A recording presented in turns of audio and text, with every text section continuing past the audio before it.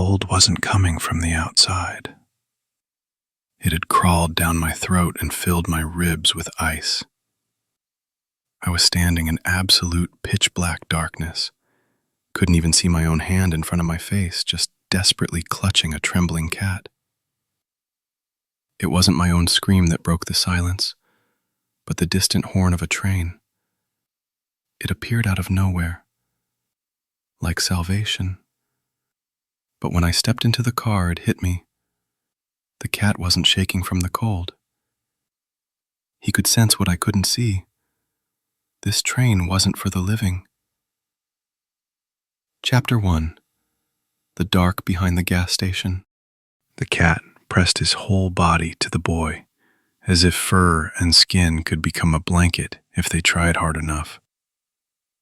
The boy's arms shook so badly he could barely keep the animal tucked to his chest, and the sound that came from him was half breath, half sob. Hey, it's okay. It's okay, he whispered, like saying it could make it true. His hoodie was too thin for this kind of cold.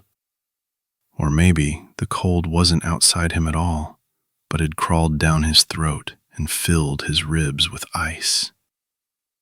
He tried to pull the cat farther under the sweatshirt, clumsy with panic, and the cat let him, trembling, eyes wide and bright as copper pennies. Where were they? He turned his head, searching for anything familiar, anything human, anything that wasn't this thick, wet, black dark. But he caught nothing.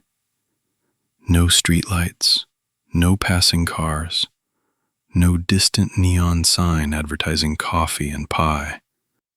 Not even the pale blur of snow in moonlight. It was like the world had been switched off.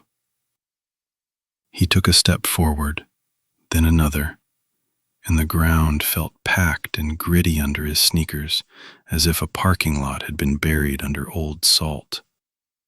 He lifted his free hand in front of his face and saw nothing, not even his own fingers. And it made his stomach drop in the same way it had dropped once before on a roller coaster at a county fair when the track tilted and the sky fell away. He wanted to yell, to scream somebody's name, just to hear a voice answer back and prove there were still people in the universe. But his throat locked up and sound stayed stuck behind his teeth. Then, ahead, a light flared. Not bright at first, just a gold pinprick like someone had struck a match in the distance. But it grew, steadier and warmer, and the boys stared at it the way a drowning person stares at a hand reaching down. It was a lamppost, the kind that belonged in a small town that had stopped updating things around the time everyone stopped believing tomorrow would be bigger than today. Its light spilled onto a narrow platform and a single wooden bench, and behind it rose the dark shape of a depot that looked abandoned, its windows blank, its door shut tight. A station, not a big one, not Chicago or Penn Station, but a nowhere station. The boy sucked in a breath that scraped his lungs and told the cat, "Come on," even though the animal was already clinging to him like the last tree in a flood. He ran, his sneakers slapping the ground too loud in the silence, and when he reached the pool of light, he nearly collapsed into it, standing under the lamp as if it was a roof. He turned in circles, squinting into the darkness beyond the platform, and that was when he realized the cat wasn't shaking from cold. The cat's tremble had a different rhythm, the quick jitter of an animal that smells danger before it sees it. So the boy held him tighter. "Who's there?" he called, and his voice fell into the dark like a stone into deep water. The silence did not answer, but the dark did not feel empty. It felt occupied. The boy's mind reached for something his grandpa used to say when he was little and they visited the coast in summer. stories about tides and things that lived under them, told with a cigarette burning down between two fingers. Grandpa used to joke that you should always be polite to places you don't understand because you don't know what listens. So the boy swallowed and tried to force his voice to work. "Don't hurt me, please," he shouted into the dark, words coming out raw and cracking. "I'm lost. I'm not looking for trouble, I swear." He waited, his heart running ahead of him, sprinting in his chest, then added, "Hello," quieter, because suddenly it felt important, like a rule he'd forgotten until now. For a second, nothing changed, and he thought he'd been stupid talking to nothing, like some scared kid in a scary movie. But then from far away, a sound rolled through the dark. A low horn, long and familiar in a way that made his whole body tense, sounded again. A train. The boy's breath hitched with relief, so sudden it made him dizzy, because a train meant people, lights, heat, and a conductor who would know where they were. But the relief lasted only a heartbeat before worry snapped in behind it. What if it didn't stop? The horn sounded again, closer, and the light of the lamppost seemed to pulse as if it was answering, while a rumble began under his feet. Faint at first, then stronger, until the dark itself vibrated. Out of nowhere, a headlight bloomed, wide, bright, almost too white to look at, cutting through the black and finding the station like it had been searching for it. The train came in slow and heavy, as if it had traveled a long way, steel wheels whispering, then shrieking softly until the whole thing sighed and stopped with its nose just beyond the lamppost. The boy laughed, a sound wrong in his own ears, high and shaky, and kissed the cat's head, saying, "They saw us." A door opened and warm air spilled out, carrying a smell that punched straight through his fear. Tea, sugar, something floral, something clean. A tall man stepped down onto the platform, wearing a dark uniform that looked like a modern version of an old railroad suit, crisp but worn at the edges like it had lived a long time. He had glasses, and his hair was cut short, black as wet ink, holding himself like someone who knew exactly where every door led. The boy ran toward him before the man could even fully turn, blurting out, "Sir, please, help! We don't have tickets!" But the man lifted a hand in a quiet stop. He didn't say a word, simply reached out, steady as a railing, and helped the boy climb up into the car. Then his gaze dropped to the cat, and a small smile appeared, like the man had been expecting him. The cat stared back with huge eyes that looked almost orange in the doorway light, as the door shut behind them with a soft click, cutting off the darkness outside like a curtain. The train moved again, gentle at first, then stronger, slipping back into the world it belonged to.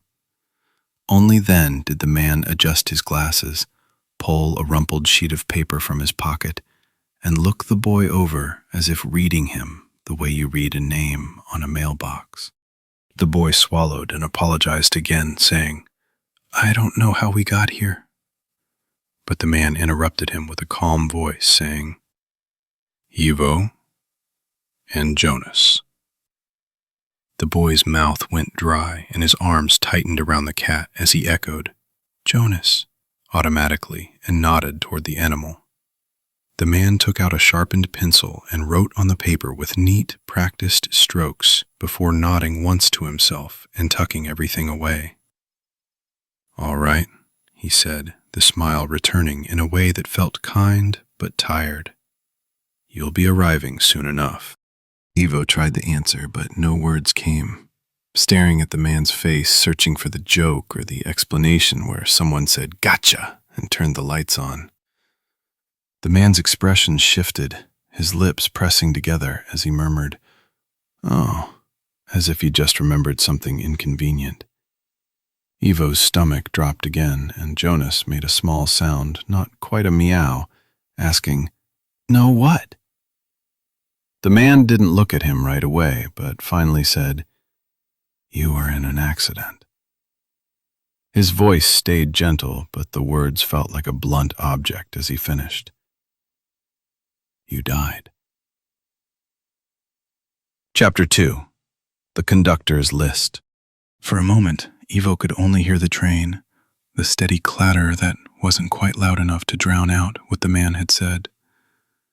It was like his mind had caught on the word "died" and wouldn't let it pass, because that was a word for other people, for headlines and funerals you didn't go to.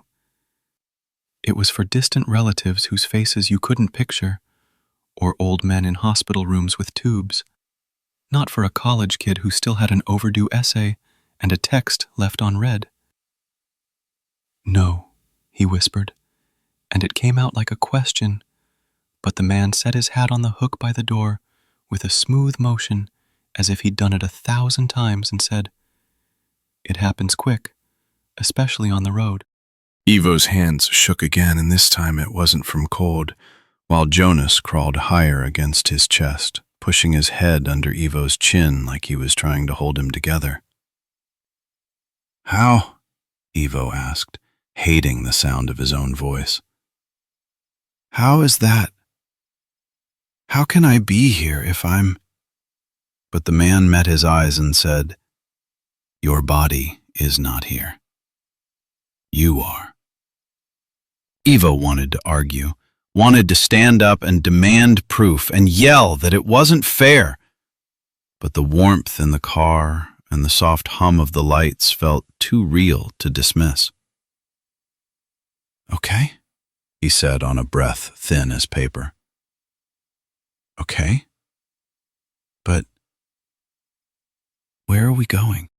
The man shrugged a motion that looked almost human in its helplessness and said, "I don't know your stop until we're close. That's how it works."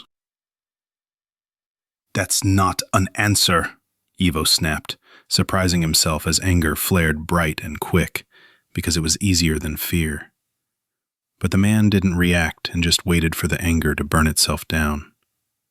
Outside the window, the dark had shifted to show snow, endless and flat, lit up in orange rectangles, looking like the Midwest in January, with cornfields erased by white.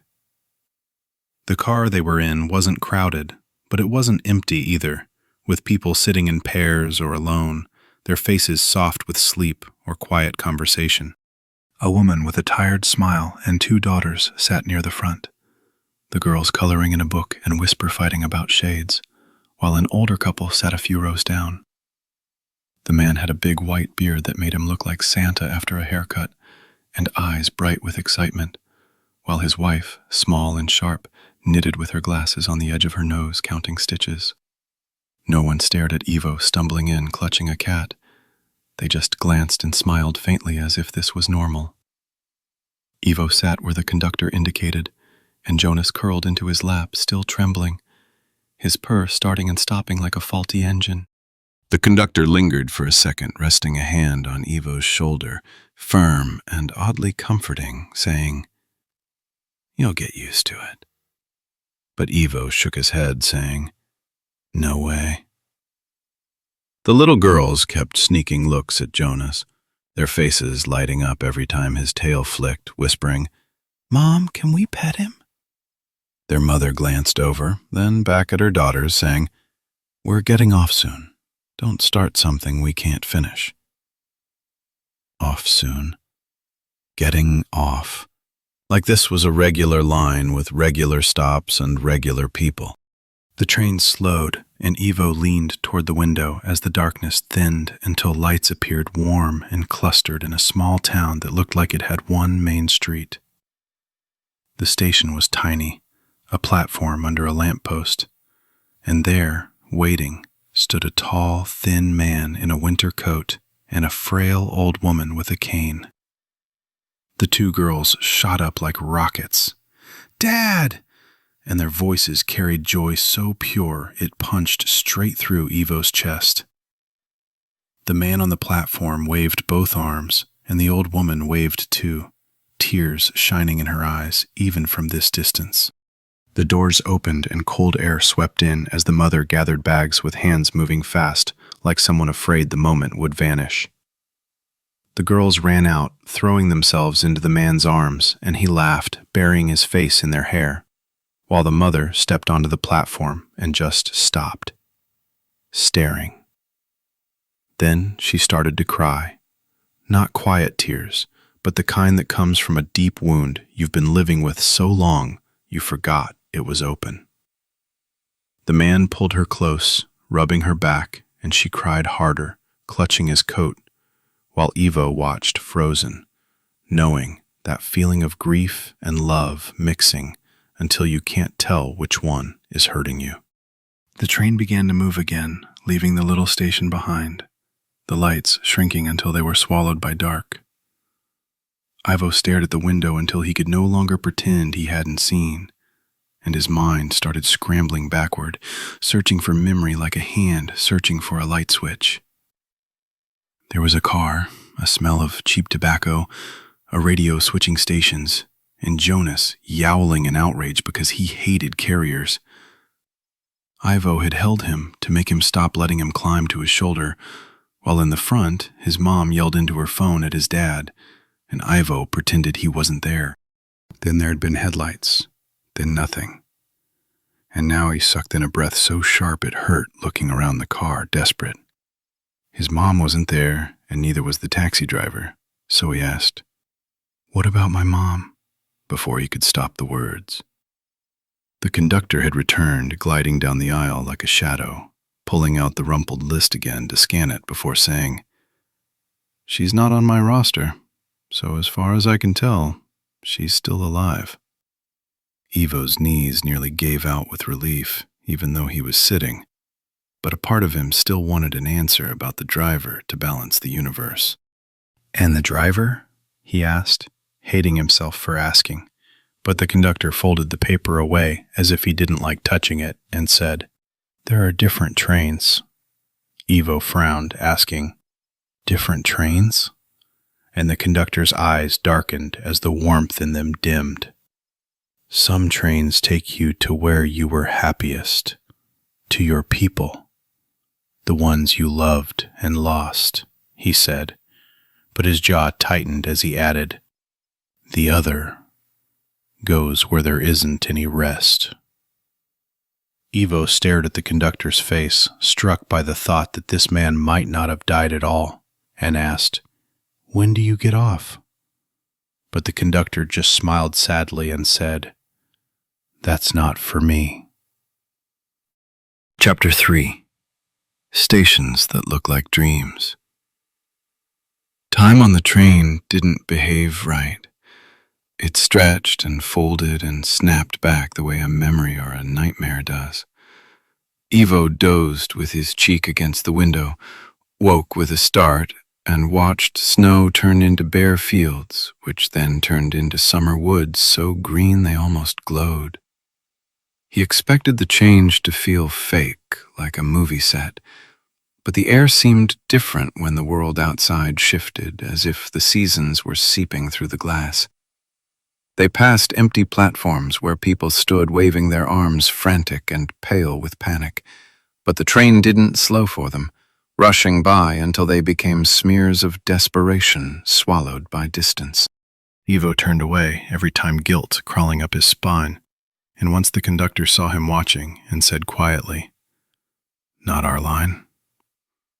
At other stations the train did stop, and at those stops the world felt softer, like for the man who got off beside a field under a thunderstorm sky, stepping down, smiling as if the rain was applause. A woman got off at a bright city street that looked like New Orleans in the humid dusk, adjusting her coat like she was going to a party, while a teenager got off at a high school football field lit up under Friday night lights, laughing as he ran toward the stadium. Sometimes there were no greeters, and the passenger walked away alone, but they didn't look lonely. They looked like someone walking into their own house after a long trip. The older couple with the Santa-bearded man kept glancing out the window with growing impatience, the man bouncing in his seat like a kid asking, "Soon?" until the conductor nodded and said, "Soon." When their stop finally came, it was beside a lake so blue it looked unreal, tucked among rolling hills, with a little white house and a narrow dock reaching into the water. On the platform stood a girl in a bright blue dress, holding the collar of a massive dog with amber eyes, whose tail wagged like it was going to knock him over. The old man stood up so fast he nearly tripped, while his wife folded her knitting with careful hands. And as the doors opened, the dog started barking, a wild, joyful sound. The old couple stepped down, and the dog launched forward, paws landing on the old man's chest, while the girl threw her arms around the old woman, whose face softened, like all her counting had been guarding something fragile. The girl looked up, meeting Ivo's eyes through the window, and lifted a hand to wave. And before Ivo could think, he lifted his own hand and waved back. The conductor appeared beside him, silent as always, watching the scene with something like fondness, and said, "She got here a long time ago. Pneumonia, back when that still took kids fast." Ivo swallowed, asking, "And the dog?" Because the dog's joy hurt to watch, and the conductor said, "He came right after her funeral, ran out into the road like he didn't want to stay in a world where she wasn't." The train moved again, leaving the lake behind, and Ivo stayed pressed to the glass, whispering, "So they got their daughter back." The conductor replied, "People find what they're meant to find," adding softer, "Sometimes what they're meant to find is forgiveness." Ivo stared down at Jonas, who was curled up on the seat beside him, bathing his paw with slow determination, looking annoyingly alive for someone who wasn't supposed to be. "What about pets?" Ivo asked. "Do they always come with us?" And the conductor glanced at Jonas, saying simply, "If they belong." That word, belong, settled into Ivo's chest and stayed there as he thought about his dorm room, his art building, his sketchbook left in the backpack, and his mom's busy hands. He thought about his dad's face the last time they argued, and his grandpa sitting on a porch by the Atlantic, telling stories about the sea like it was an old friend. Now on this train it felt like that grief he'd packed away had been ripped out of the box and shoved back into his arms. The train rocked gently like a cradle that didn't care who it was holding, and somewhere deep inside Ivo, a truth began to rise, slow and ugly. If he was dead, then somebody had found his body. Somebody had told his mom. Somebody had called his dad. And somebody had put him in the ground. The thought made him nauseous, so he clutched Jonas tight until the cat squeaked, then sighed and settled, forgiving as cats always seem to be. Chapter 4. The Baggage You Didn't Pack. He didn't know how long it was before the conductor returned with a small bundle in his hands that looked like brown paper wrapped tight with string. "Your baggage," the conductor said, but Ivo blinked at him, saying, "I didn't bring anything," to which the conductor replied, "Not everything you carry fits in your hands."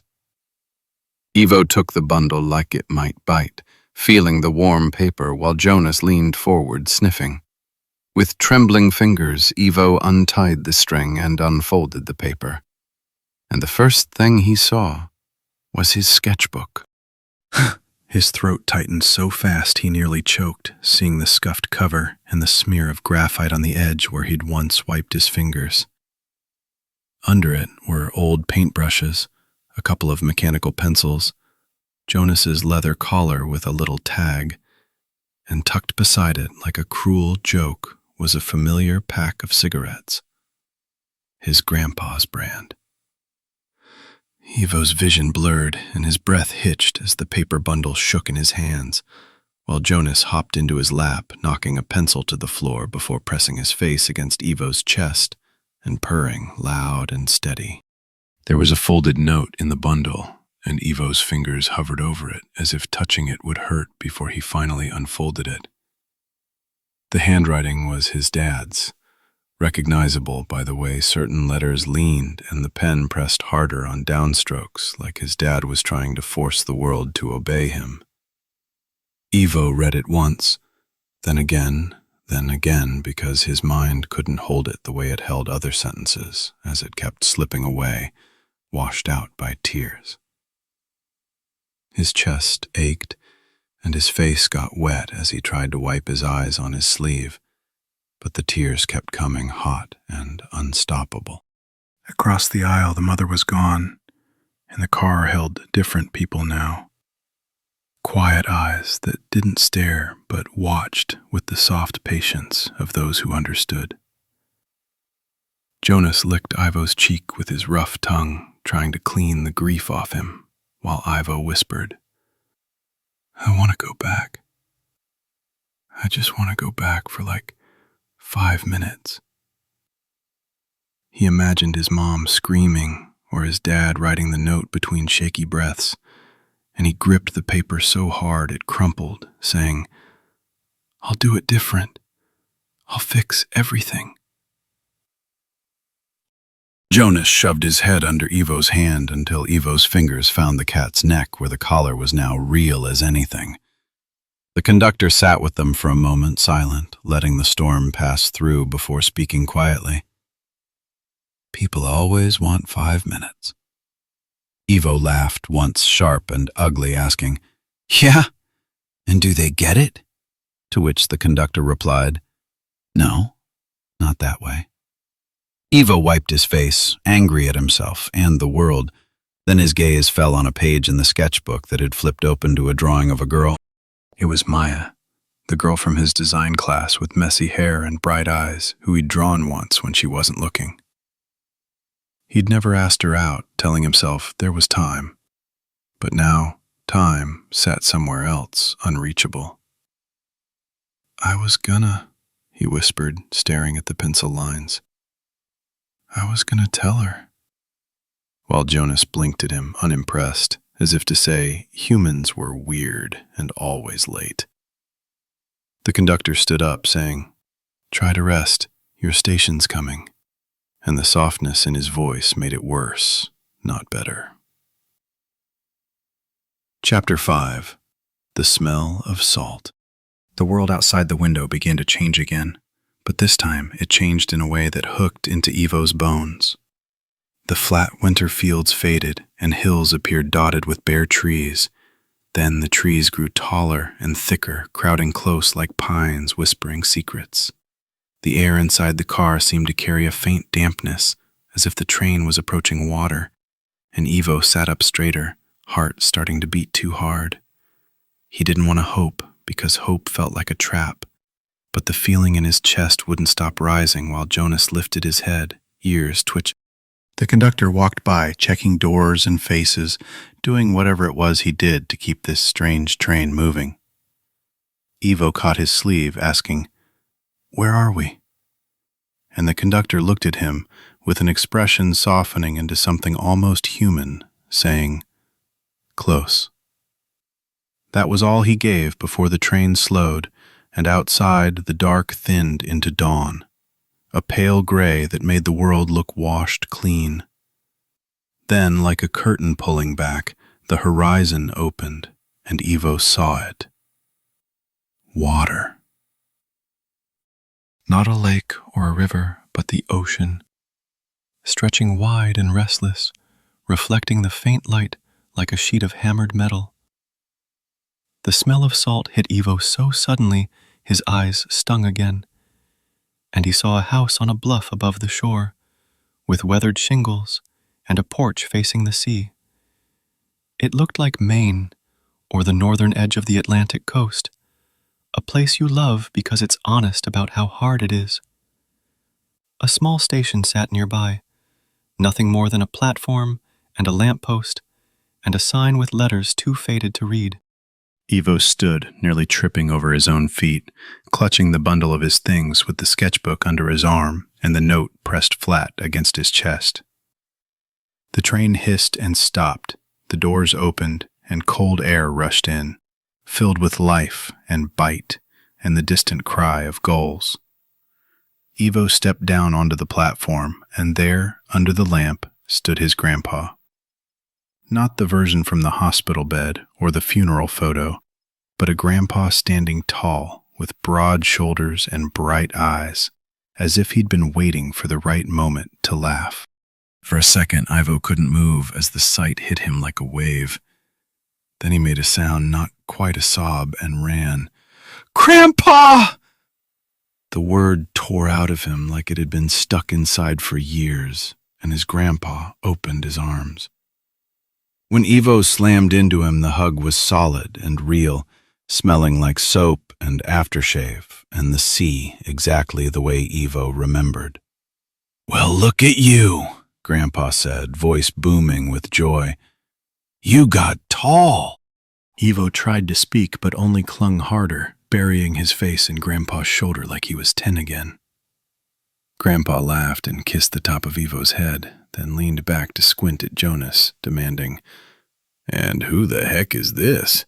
You bringing cats into my afterlife now?" Jonas, fearless as always, reached out with his front paws to brace himself on Grandpa's chest, sniffing his beard before rubbing his face against it with authority. Grandpa burst out laughing, scratching Jonas behind the ears, saying, "All right, you're a bold one." Ivo wiped his face, breathing hard, trying to accept that this was happening, while the ocean shifted behind Grandpa, rolling in like slow applause. Then, as if remembering something, Ivo turned to the train doorway, where the conductor stood with one hand on the rail, watching. Ivo lifted his hand, still shaking, and mouthed, "Thank you."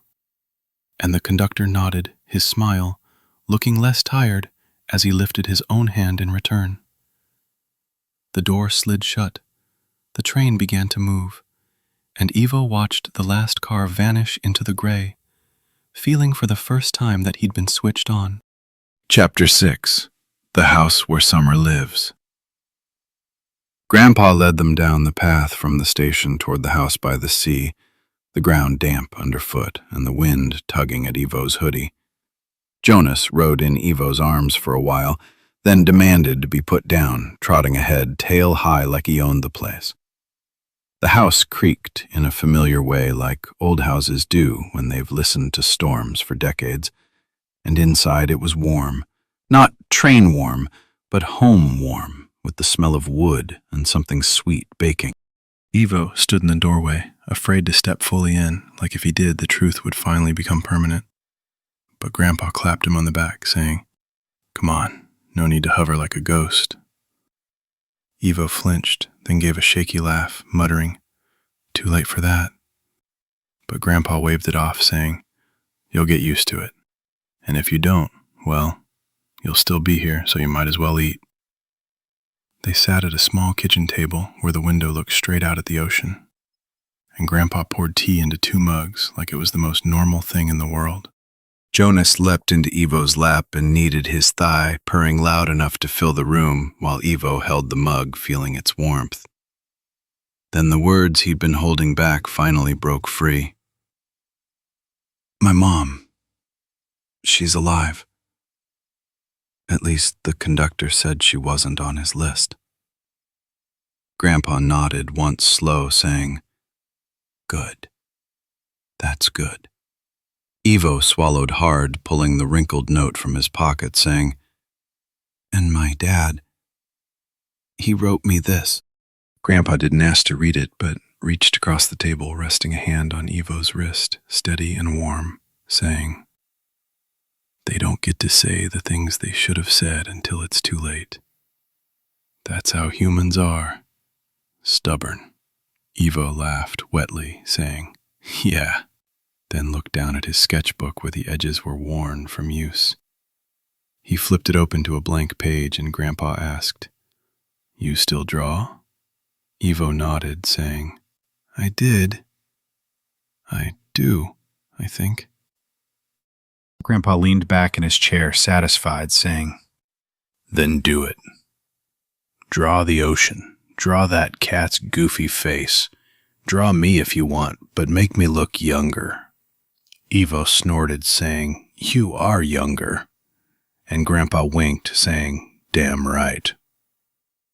Evo set pencil to paper, and the first line came out shaky. Then the second steadied as his hand remembered itself like a muscle remembers a song. Outside, the waves kept moving, not caring who was alive or dead. Moving, because that's what they do. Evo drew the horizon, Jonas purred, and Grandpa sipped tea, watching him with the quiet pride of someone who'd been waiting a long time to see the kid become himself. And somewhere, far down the tracks, the train kept going, stopping at platforms lit by lonely lamps, picking up the lost and carrying them through the dark toward the places that still knew their names.